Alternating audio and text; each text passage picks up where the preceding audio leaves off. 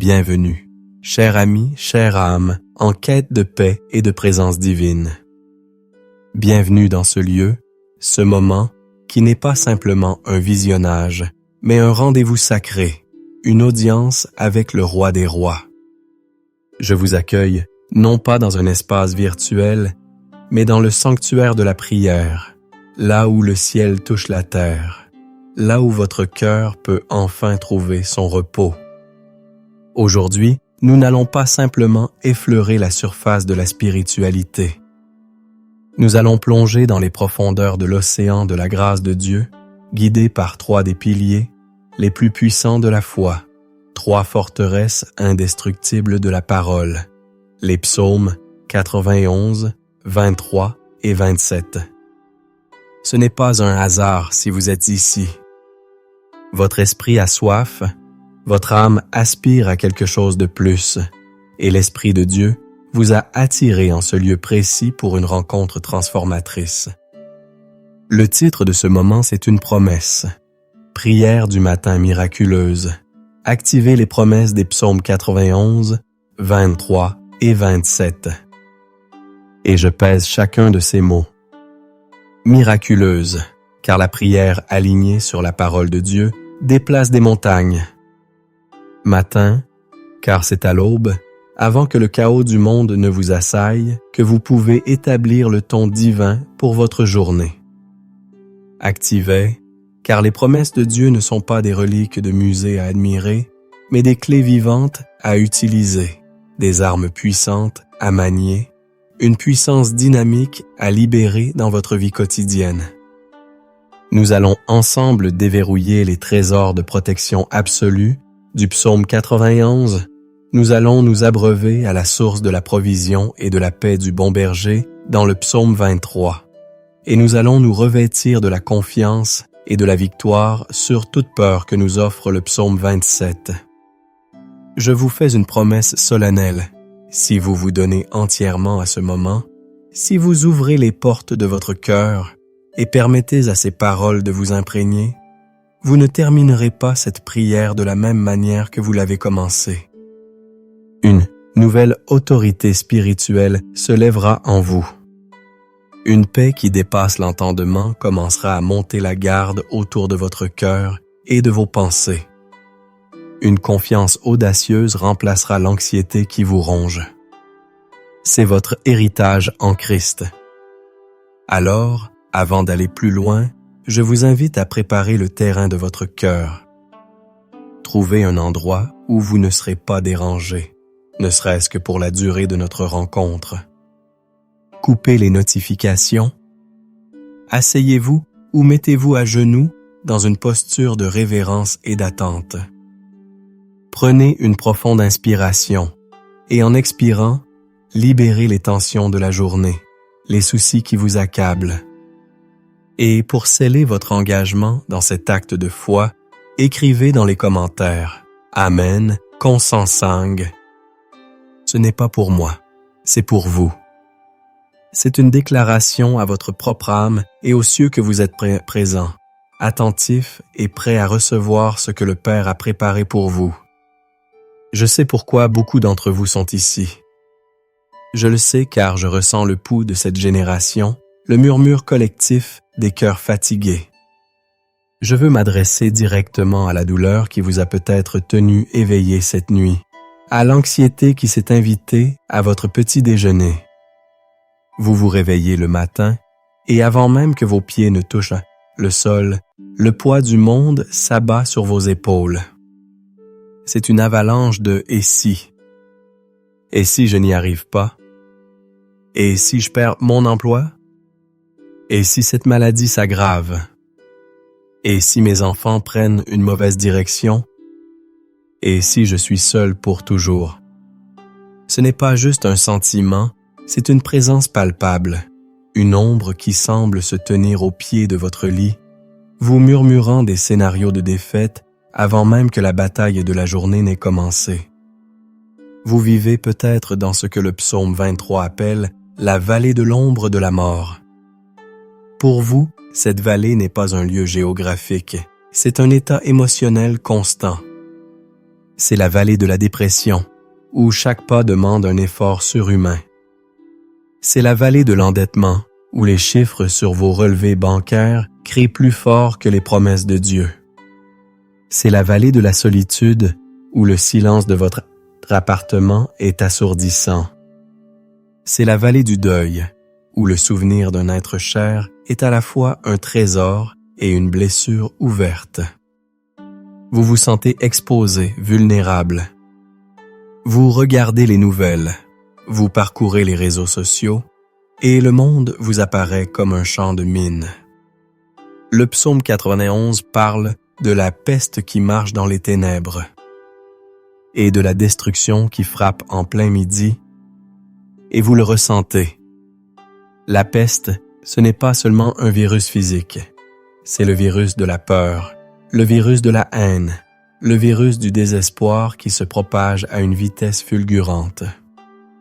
La destruction, ce n'est pas seulement une catastrophe naturelle, c'est la destruction d'une réputation par une rumeur, la destruction d'une famille par l'infidélité, la destruction de l'estime de soi par une critique incessante. Vous vous sentez comme une cible, comme si vous n'aviez aucun abri, aucun refuge. Vous essayez de construire vos propres abris, la réussite professionnelle, l'approbation des autres, la distraction constante. Mais ces murs de carton s'effondrent au premier coup de vent. Et puis il y a les ennemis. Le psaume 27 parle hardiment. Quand des méchants s'avancent contre moi pour dévorer ma chair, ce sont mes persécuteurs et mes ennemis qui chancellent et tombent. Si une armée se campait contre moi, mon cœur n'aurait aucune crainte. Mais pour vous, les ennemis ne sont pas toujours des armées visibles. Parfois, l'ennemi le plus redoutable est celui qui vit dans votre propre tête. C'est la voix de l'échec passé qui vous dit « Tu n'es pas assez bon, tu as déjà échoué, à quoi bon essayer encore ?» C'est l'écho des paroles blessantes d'un parent, d'un enseignant ou d'un ex-partenaire, des paroles qui sont devenues des forteresses dans votre esprit. Ce sont les scripts familiaux, ces schémas de pensée et de comportement que vous avez hérités et qui vous maintiennent en captivité. La pauvreté, la maladie chronique, le divorce, la colère. Vous luttez contre des géants, mais ces géants sont le doute, la procrastination, l'addiction, l'autosabotage. Votre champ de bataille est votre propre esprit. Vous voyez les autres réussir, sur les réseaux sociaux notamment, ce grand théâtre des bonheurs apparents et la comparaison empoisonne votre âme. Vous avez l'impression d'être en retard, que le train de la destinée est parti sans vous. La joie des autres devient une accusation contre votre propre situation. Vous souriez à l'extérieur, mais à l'intérieur, votre âme pleure, comme le psalmiste dans le psaume 42:6. « Pourquoi t'as-tu mon âme, et gémis-tu au-dedans de moi? » Vous avez essayé de vous calmer, de vous raisonner. Vous avez lu des livres de développement personnel, pratiqué la pensée positive, mais la paix est éphémère.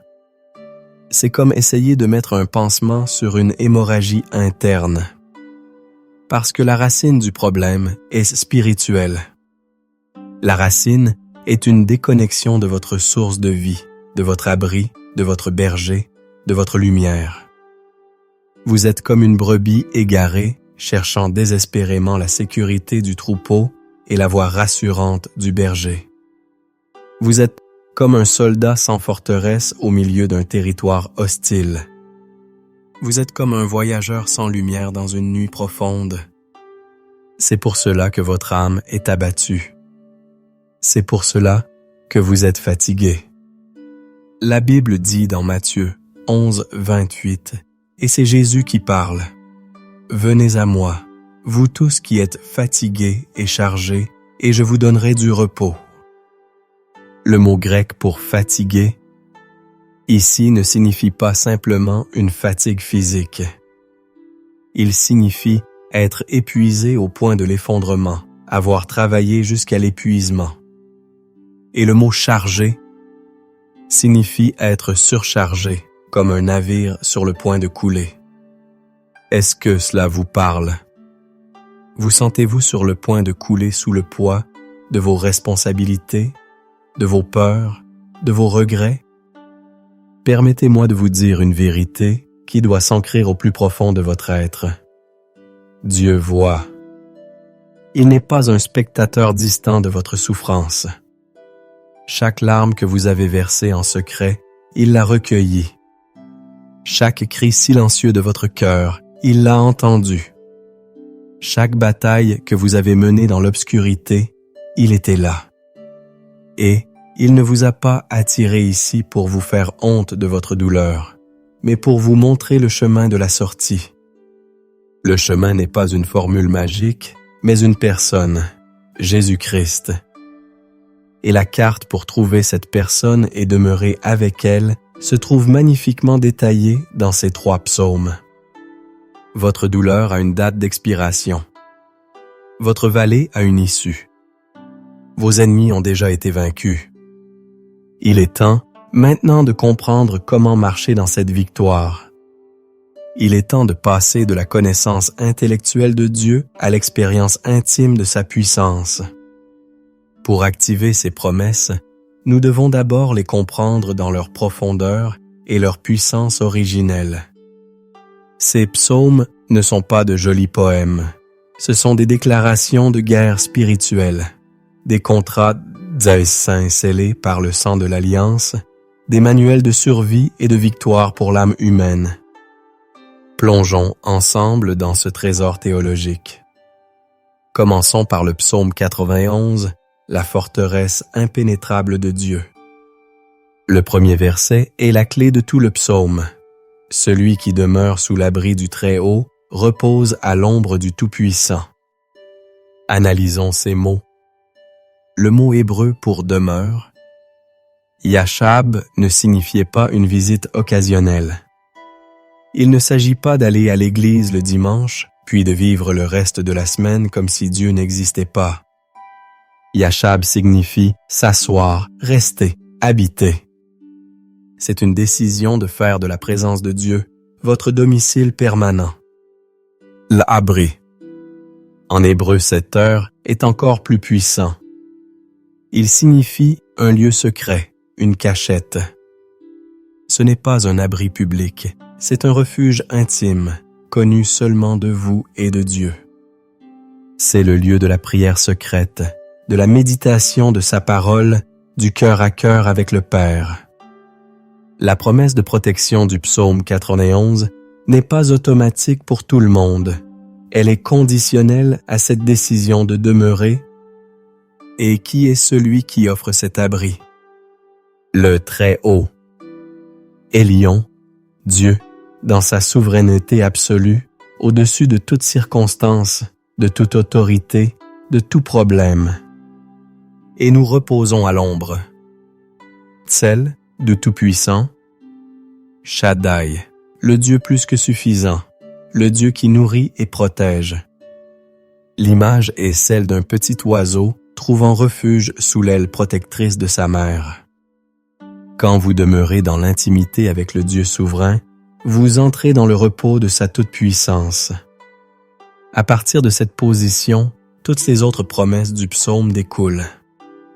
Il te délivre du filet de l'oiseleur, de la peste et de ses ravages.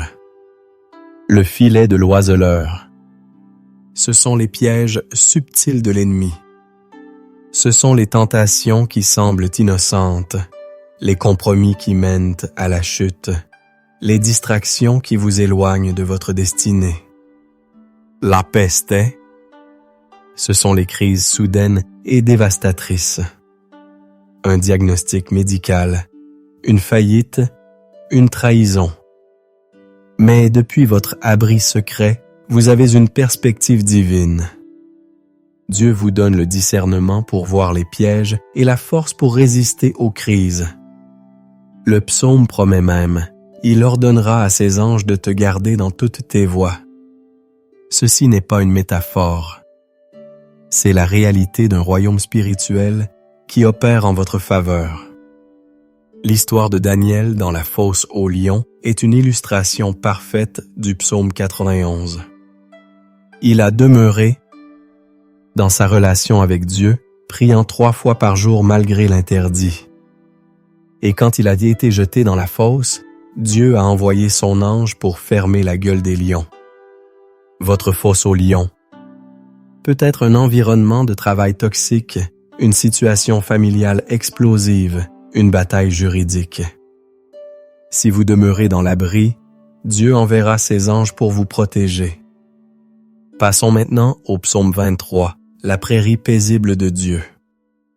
L'Éternel est mon berger, je ne manquerai de rien.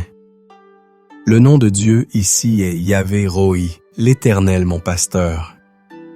Un berger, dans la culture orientale, n'est pas un simple gardien.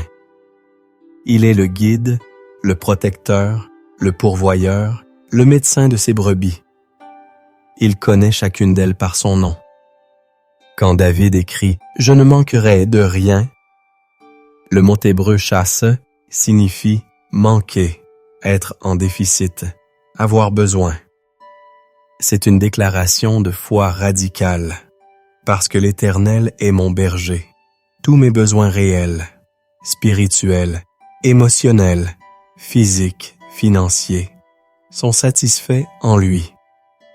Ce psaume décrit le voyage de la vie avec le bon berger. Il me fait reposer dans de verts pâturages, il me dirige près des eaux paisibles. Il restaure mon âme. Les verts pâturages sont des lieux de provision et de repos. Le burn-out, si courant aujourd'hui, est le signe que nous essayons de paître dans des pâturages desséchés, loin du berger. Les eaux paisibles sont le lieu de la paix intérieure, du rafraîchissement spirituel. L'anxiété est le signe que nous buvons aux eaux troubles de ce monde. Mais notez la phrase la plus importante. Il restaure mon âme. L'âme, votre esprit, votre volonté, vos émotions est le champ de bataille. Le berger sait comment guérir les blessures de votre âme, comment apaiser vos émotions tumultueuses, comment réaligner votre volonté avec la sienne. Puis vient le verset le plus célèbre. Quand je marche dans la vallée de l'ombre de la mort, je ne crains aucun mal, car tu es avec moi. Observez bien. Il est dit « quand je marche », pas « si je marche ». Les vallées sombres font partie de la vie, mais la clé est de continuer à marcher et de ne pas s'y installer. Et pourquoi ne craignons-nous aucun mal? Non pas parce que le mal n'existe pas, mais car tu es avec moi. La présence du berger change tout. Elle ne supprime pas la vallée, mais elle supprime la peur dans la vallée. Ta houlette et ton bâton me rassurent. Un sang. La houlette était utilisée pour guider et tirer les brebis hors du danger, le bâton pour combattre les prédateurs. Le berger a les outils pour vous guider et vous défendre. Enfin, l'image la plus audacieuse. Tu dresses devant moi une table, en face de mes adversaires. Dieu ne dit pas « Je vais d'abord enlever tous tes ennemis, et ensuite je te bénirai ». Non. Il vous honore, vous nourrit, vous promeut et vous bénit au milieu de vos défis, sous les yeux même de ceux qui vous veulent du mal. C'est la vindicte divine. Joseph, vendu par ses frères, faussement accusé, jeté en prison, a vécu cela. Même dans la vallée. De la prison, le berger était avec lui. Et à la fin, Dieu a dressé pour lui une table de gouverneur en face de la famine et en face de ses frères repentants. Votre provision n'est pas dépendante de l'économie, de votre patron ou des circonstances. Elle est préparée par votre berger. Enfin, explorons le psaume 27, la salle du trône de la confiance en Dieu. L'Éternel est ma lumière et mon salut. De qui aurais-je crainte? L'Éternel est le soutien de ma vie. De qui aurais-je peur? Ici, David utilise 3 mots hébreux fondamentaux. Lumière. Or, c'est la lumière primordiale de la création, la lumière qui expose les ténèbres, qui révèle la vérité, qui guide le chemin. Quand l'Éternel est votre lumière, la confusion, le mensonge et la peur de l'inconnu doivent se dissiper. Salut. Yeshua est une délivrance complète, un sauvetage, une victoire. C'est la racine même du nom de Jésus, Yehoshua. Dire l'Éternel est son Éternel est mon salut. Et c'est proclamer que votre délivrance ne dépend pas de vos propres forces, mais de sa nature même. Soutienne. Maoz signifie forteresse, refuge, place forte. C'est un lieu de sécurité imprenable. Votre vie est fortifiée en lui. Avec la lumière pour vous guider, le salut pour vous délivrer et une forteresse pour vous protéger, de quoi ou de qui pourriez-vous avoir peur? C'est une question rhétorique. La réponse est de rien ni de personne. David continue en révélant le secret de cette confiance audacieuse. Je demande à l'Éternel une chose que je désire ardemment. Je voudrais habiter Shakan. Toute ma vie dans la maison de l'Éternel pour contempler la magnificence de l'Éternel et pour admirer son temple. Le désir numéro 1 de David n'était pas la victoire sur ses ennemis, ni la prospérité, ni même la sécurité. Son désir numéro 1 était la présence de Dieu. Le mot hébreu pour habiter. Ici est Shakan qui a donné le mot Shekinah, la gloire manifeste de la présence de Dieu. Quand la présence de Dieu devient votre priorité absolue, la peur perd son emprise. Pourquoi? Parce que c'est là qu'il me met à l'abri au jour du malheur, il me cache sous sa tente, il m'élève sur un rocher. L'intimité avec Dieu est la protection ultime.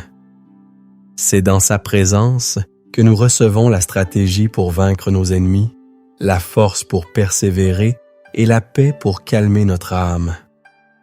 Pensez à Moïse face à la mer Rouge, avec l'armée de Pharaon derrière lui. Le peuple était terrifié. Mais Moïse, qui venait de passer 40 jours dans la présence de Dieu sur le mont Sinaï, a dit « Ne craignez rien, restez en place et regardez la délivrance Yeshua que l'Éternel va vous accorder. » Sa confiance venait de son intimité avec Dieu. Le psaume se termine par une instruction cruciale. « Espère en l'Éternel. Fortifie-toi et que ton cœur s'affermisse. Espère en l'Éternel. » Le mot « espérer » ici, en hébreu « kava », ne signifie pas une attente passive et pleine d'incertitude. Il signifie une attente active, pleine d'espérance et de confiance, comme une corde tendue, prête à l'action. Attendre l'Éternel, c'est lier votre espérance à lui, sachant qu'il agira au moment parfait. C'est refuser de prendre les choses en main par la panique et choisir de faire confiance à son timing et à sa sagesse. En résumé, ces 3 psaumes nous offrent une stratégie divine complète. Demeurer dans l'intimité de l'abri secret. Psaume 91, suivez le guide et la provision du bon berger. Psaume 23, et faites de la recherche de sa présence votre priorité pour recevoir une confiance inébranlable. Psaume 27. C'est votre héritage. C'est la vie à laquelle vous êtes appelés. Maintenant que la parole a été semée sur le sol de votre entendement, il est temps d'arroser cette semence par la prière. La connaissance sans l'activation est stérile. Il est temps de passer de l'auditeur de la parole à l'acteur de la parole. Je vous invite à changer de posture, intérieurement et si possible, extérieurement. Fermez les yeux pour éliminer les distractions. Ouvrez les paumes de vos mains en signe de réception et de reddition. Nous allons maintenant préparer le temple de votre cœur pour accueillir la plénitude de la présence de Dieu. Avant de demander, nous devons nous purifier. La première étape est la repentance. La parole de Dieu dit dans 1 Jean 1,9 « Si nous confessons nos péchés, il est fidèle et juste pour nous les pardonner et pour nous purifier de toute iniquité. » Prenez un instant pour laisser le Saint-Esprit vous montrer les domaines où vous avez manqué la cible, les paroles de doute, les pensées de peur, le refuge cherché dans autre chose que lui, la colère, l'amertume. Confessez-les silencieusement au Père maintenant. La deuxième étape est le pardon. Jésus nous enseigne dans Matthieu 5,16 « Mais si vous ne pardonnez pas aux hommes, votre Père ne vous pardonnera pas non plus vos offenses. » Le manque de pardon est un poison que vous buvez en espérant que l'autre meure. C'est un blocage majeur à l'exaucement de la prière. Pensez aux personnes qui vous ont blessé. Consciemment, par un acte de votre volonté, décidez de les libérer. Dites dans votre cœur, « Père, je choisis de pardonner à nom de la personne pour ce qu'elle a fait. Je les remets entre tes mains et je libère ma dette. » Vous ne le faites pas pour eux, vous le faites pour vous, pour libérer votre cœur. Enfin, la troisième étape, la consécration. C'est l'acte de déposer votre propre volonté, vos propres plans, vos propres solutions au pied de la croix.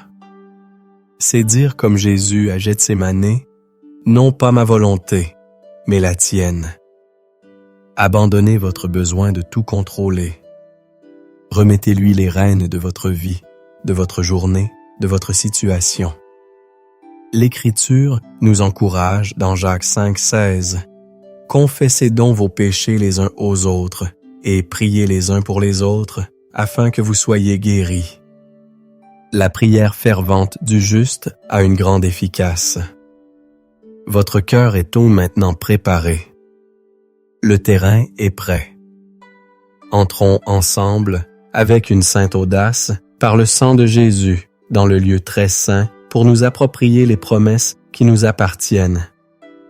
Père céleste, Dieu très haut, El Elyon, Dieu tout-puissant, El Shaddai, nous nous approchons de ton trône de grâce en ce matin, non pas en vertu de notre propre justice, mais par la justice parfaite de ton Fils, Jésus-Christ. Nous venons avec des cœurs humbles, mais remplis d'attente, car nous venons rencontrer le Roi de l'univers, notre Père aimant. Seigneur, nous te louons et nous t'adorons pour qui tu es. Tu es notre lumière. Or, la lumière qui a brillé dans les ténèbres et que les ténèbres n'ont point reçue. Tu es la lumière qui expose tout mensonge, qui dissipe toute confusion, qui illumine notre sentier. Nous déclarons qu'en toi, il n'y a point de ténèbres. Tu es notre salut, Yeshua, notre grande délivrance. Tu es celui qui nous a sauvés du péché, de la mort et de la puissance de l'ennemi. Tu es celui qui nous sauve chaque jour de nos peurs, de nos angoisses et de nos faiblesses. Ton nom est une tour forte où le juste se réfugie et se trouve en sûreté. Tu es le soutien de notre vie, Maoz, notre forteresse, notre rocher, notre place forte. Quand les tempêtes de la vie font rage, tu es notre abri inébranlable. Quand les ennemis nous encerclent, tu es notre citadelle imprenable. En toi, nous sommes plus que vainqueurs. Nous te célébrons, ô Yahvé Roi, notre bon berger. Tu es celui qui nous guide, qui nous protège, qui nous nourrit. Tu nous connais par notre nom. Tu nous conduis dans les verts pâturages du repos et près des eaux paisibles de ta paix. Tu restaures notre âme quand elle est brisée et fatiguée. Tu es le berger qui a laissé les 99 autres pour chercher celle qui était perdue. Merci pour ton amour personnel et infatigable. Nous te bénissons, toi, notre abri, notre refuge, notre Dieu en qui nous nous confions.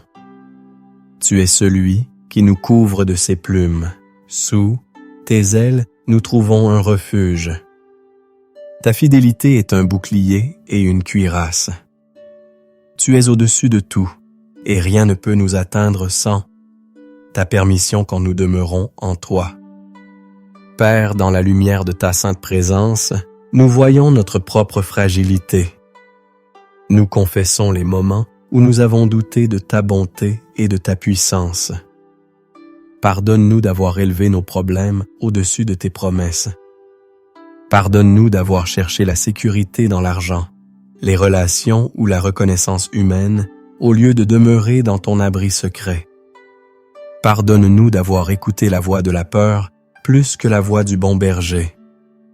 Pardonne-nous pour notre anxiété, notre impatience, nos tentatives de tout contrôler par nous-mêmes. Nous déposons maintenant à tes pieds le fardeau de l'anxiété qui nous oppresse. Nous te remettons la peur de l'avenir, la peur de la maladie, la peur de l'échec, la peur de la solitude.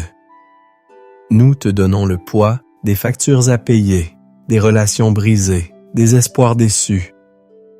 Nous te confions la douleur des souvenirs passés, les blessures qui refusent de guérir, les paroles de malédiction qui ont été prononcées sur nos vies.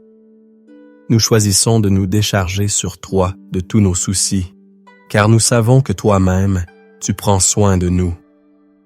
Nous nous repentons d'avoir fait des pactes inconscients avec la peur, d'avoir laissé le doute et l'incrédulité construire des forteresses dans nos esprits.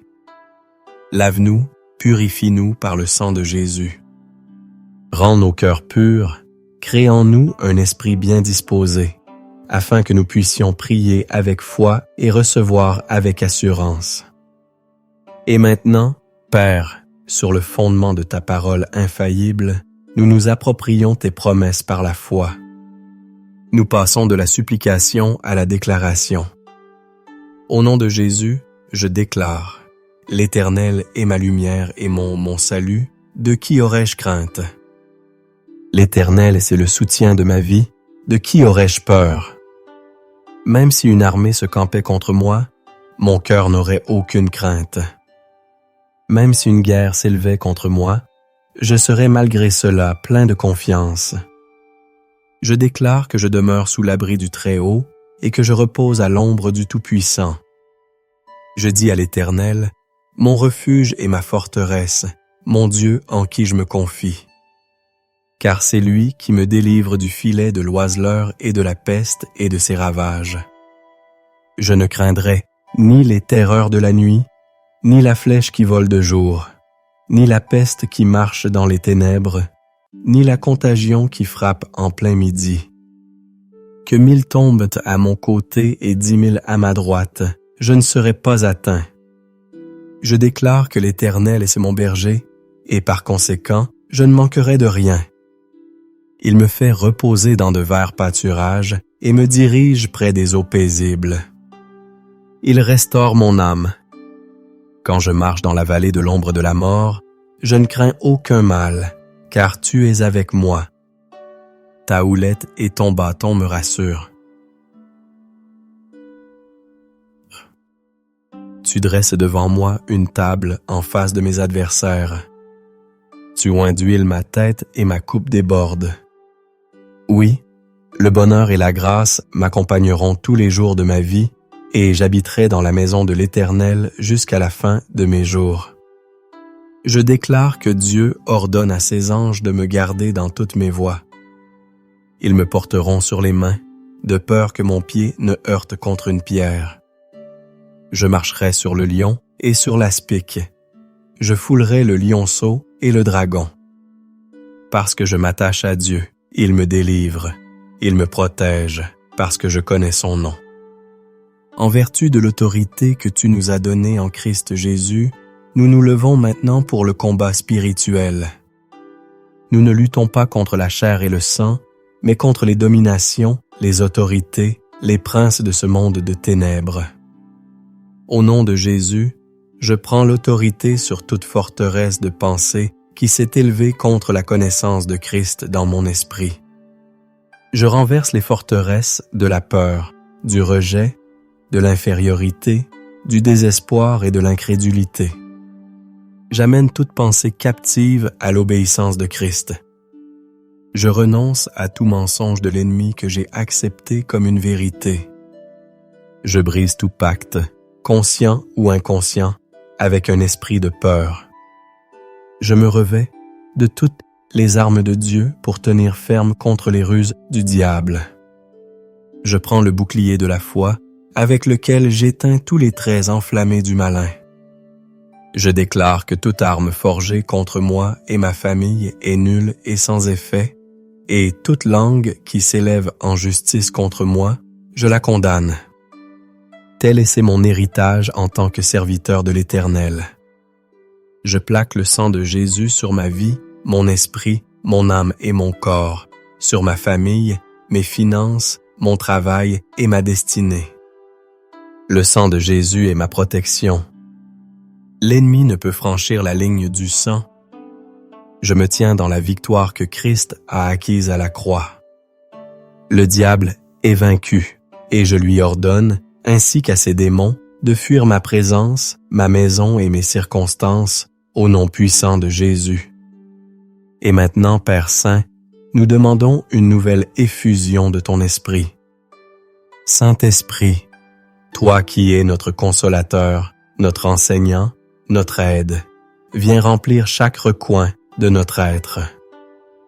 Là où il y avait de la peur, déverse ta paix parfaite qui surpasse toute intelligence.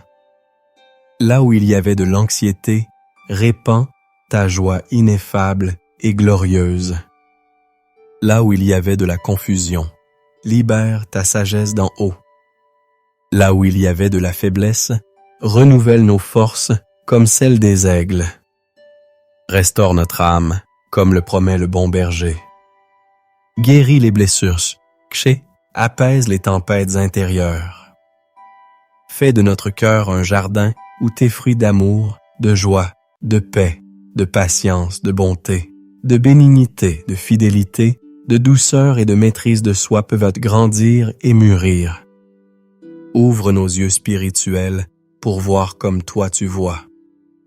Ouvre nos oreilles spirituelles pour entendre clairement ta voix.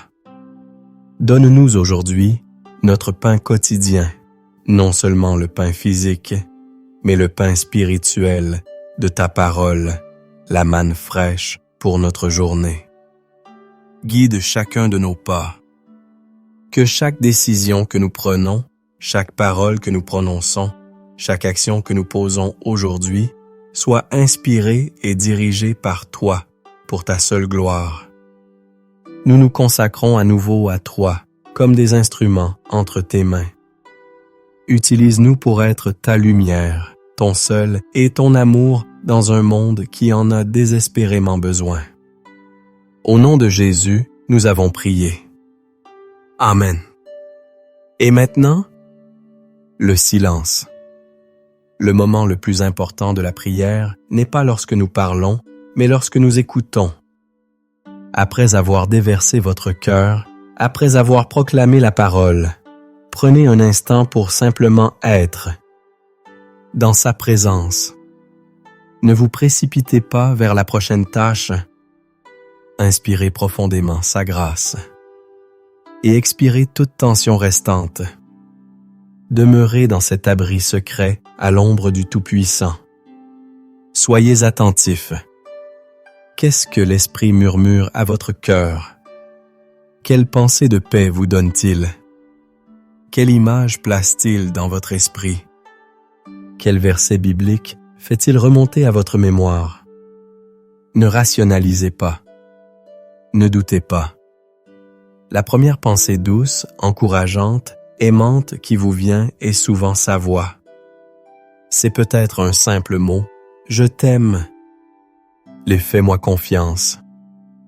N'aie pas peur. Accueillez-le.